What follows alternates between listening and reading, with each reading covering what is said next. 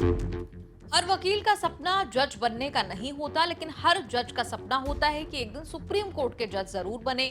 हो सकता है जस्टिस आलोक आराध्य और जस्टिस मनुभाई पंचोली ने भी सपना जो देखा हो वो अब पूरा हो रहा हो। सुप्रीम कोर्ट कोलेजियम ने 2 जजों को प्रमोशन देकर सुप्रीम कोर्ट जज बनाने की सिफारिश की है।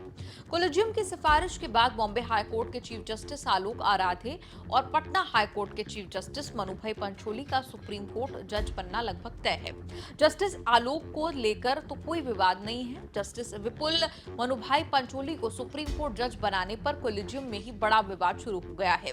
चीफ जस्टिस ऑफ इंडिया की नियुक्ति का सिस्टम थोड़ा यूनिक है। अभी से पता है कि अगले 10 साल में कौन कौन future chief justice of India होंगे। जस्टिस मनुभाई पंचोली के पटना हाई कोर्ट से सुप्रीम कोर्ट में पहुंचने के साथ तय हो गया है कि वो 8 साल तक सुप्रीम कोर्ट में रहेंगे। जयमाल बागची के चीफ जस्टिस पद से रिटायर होने के बाद 3 अक्टूबर 2031 को जज पंचोली चीफ जस्टिस बनेंगे और 27 मई 2033 को रिटायर होंगे। 5 जजों के कोलेजियम में फैसले सबकी सहमति से हो, ये कॉमन है।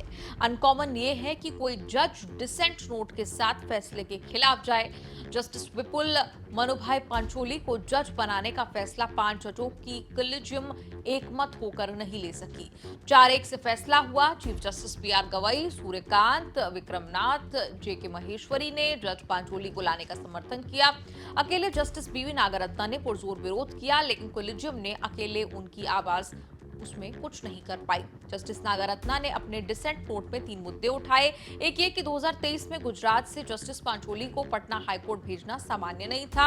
उन्होंने उस ट्रांसफर के पेपर देखने की मांग की। दूसरा, ऑल इंडिया सीनियरिटी लिस्ट पर 57वें नंबर पर होने पर भी वो जज बन रहे, जबकि उनसे सीनियर और योग्य कई जज इन वेटिंग हैं। तीसरा मुद्दा ये कि जब गुजरात से जस्टिस जे.बी. पारदीवाला और जस्टिस अंजारिया सुप्रीम कोर्ट में हैं, तो फिर जस्टिस पंचोली को क्यों लाया जा रहा है, जबकि कई हाई कोर्ट से कोई जज सुप्रीम कोर्ट में नहीं है।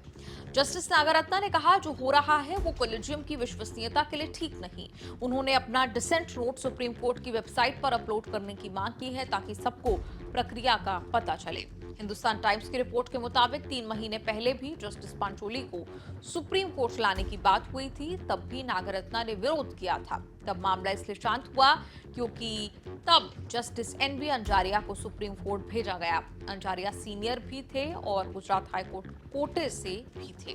जस्टिस नागरत्ना ने उम्मीद नहीं की होगी कि 3 महीने बाद फिर जज पंचोली को लेकर आएंगे। उन्होंने फिर से विरोध कर दिया। जस्टिस नागरत्ना सुप्रीम कोर्ट में इस समय अकेली महिला जज हैं। जस्टिस बेला त्रिवेदी के रिटायर होने के बाद 5 नए जज बने, लेकिन किसी महिला को जगह नहीं मिली। 2027 के जस्टिस नागरत्ना केवल 36 दिन के लिए चीफ जस्टिस ऑफ इंडिया बनने की लाइन में है। जस्टिस विपुल पंचोली गुजरात के अहमदाबाद के रहने वाले हैं। 20 तक वकालत करने के बाद जज बने। 91 में गुजरात हाईकोर्ट में बतौर वकील प्रैक्टिस शुरू की।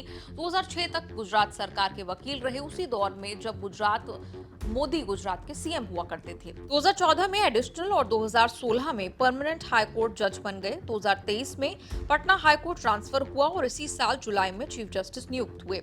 अब मुश्किल से 2 महीने में सुप्रीम कोर्ट जज बनने की खुशखबरी मिल गई। सुप्रीम कोर्ट और हाई कोर्ट के जजों की नियुक्ति की सिफारिश सुप्रीम कोर्ट की कोलेजियम करती है। कोलेजियम सरकार को नामों की सिफारिश भेजती है। सरकार चाहे तो कोलेजियम से अपनी सिफारिश पर फिर विचार करने के लिए कह सकती है।